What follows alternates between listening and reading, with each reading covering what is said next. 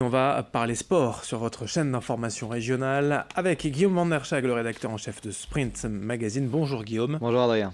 On se retrouve bien évidemment ce lundi pour débriefer le week-end sport. On va parler d'athlétisme avec l'Urban Trail de Lille, mais aussi le Trail Côte d'Opale. On parlera un petit peu de football, de basket, de handball, de cyclisme. On va donc commencer avec de la course à pied, cette première édition de l'Urban Trail à Lille qui a été un beau succès. Ouais, une belle réussite, de l'ambiance et puis du beau monde. D'abord, il y a eu près de 3700 coureurs présents, des gens qui avaient pu s'inscrire et participer à l'événement gratuitement.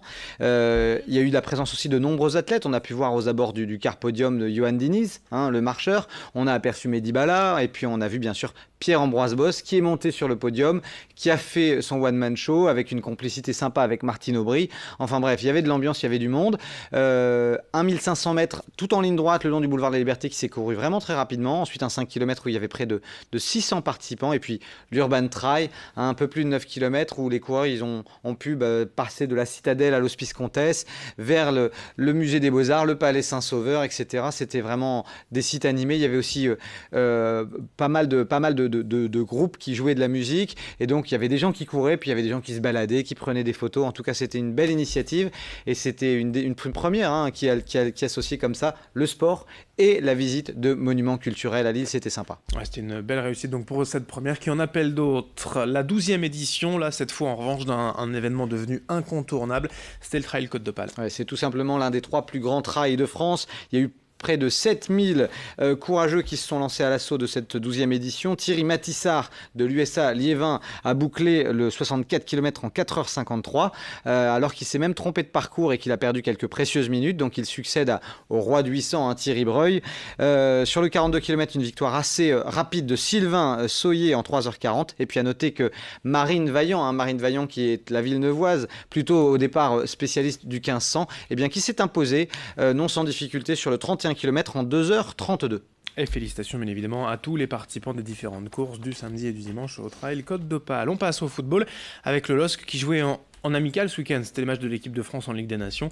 Belle victoire pour Lille. Oui, malgré la trêve hivernale, le LOSC a profité après sa défaite à Angers pour bien travailler, pour répéter ses gammes et une belle victoire avec le score 6-0 face au Red Star, un pensionnaire de Ligue 2. Pourtant privé de Pépé, le LOSC dans ce match à huis clos au domaine de Luchin a vraiment montré beaucoup de solidité dans l'entrejeu, gagné beaucoup de duels et donc 6-0 contre ce pensionnaire de Ligue 2. Galtier en a profité pour faire tourner son effectif, pour intégrer les nouveaux joueurs et donc on peut estimer que la défaite à Angers est presque oubliée. Il faudra confirmer dès la reprise du championnat de Ligue 1 le week-end prochain. Un match amical aussi pour le VAFC.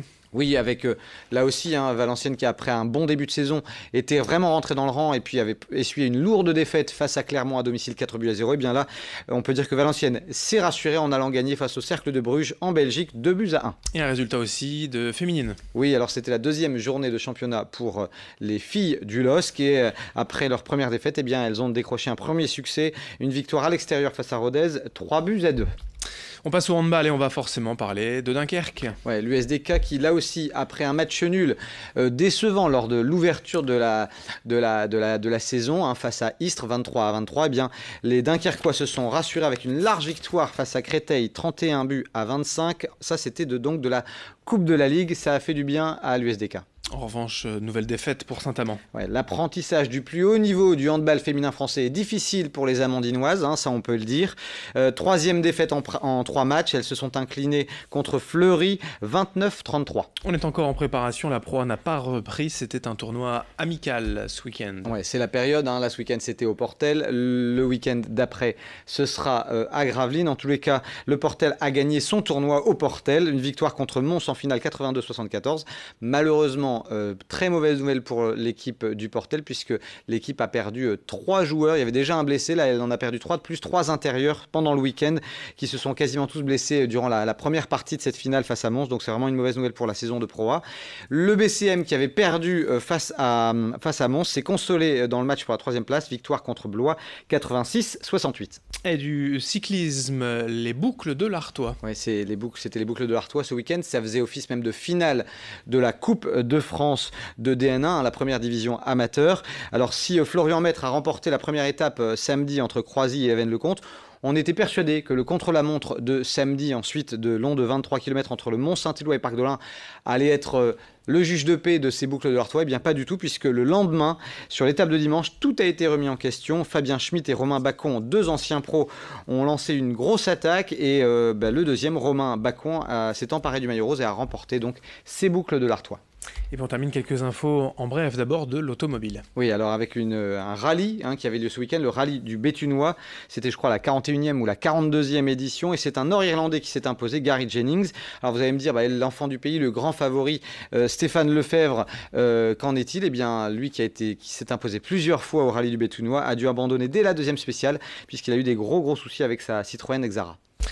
Un mot également de nage en eau libre. Oui, avec une bonne nouvelle, un métropolitain, un nageur de Saint-André, Jean-Baptiste Klusman, est devenu champion du monde junior ce week-end de nage en eau libre. Et du hockey sur gazon féminin. Oui, pour terminer, c'était une journée d'élite avec un derby entre Cambrai et Douai. Les Douaisiennes étaient plutôt favorites. Eh bien, Cambrai in extremis a accroché le match nul face à Douai, 3 buts partout. Voilà pour les résultats, le débrief de ce week-end sport. On parlera de nouveaux sports bien sûr cette semaine. Et vendredi, avec l'événement attendu, c'est France-Espagne en demi-finale de Coupe Davis au stade Pierre-Mauroy. Où malheureusement Nadal ne sera pas présent, on l'a appris tout récemment suite à une grosse blessure au genou. Malheureusement pour le spectacle, heureusement pour les Français, ça laisse quand même un peu d'espoir. Merci Guillaume et à vendredi. À vendredi.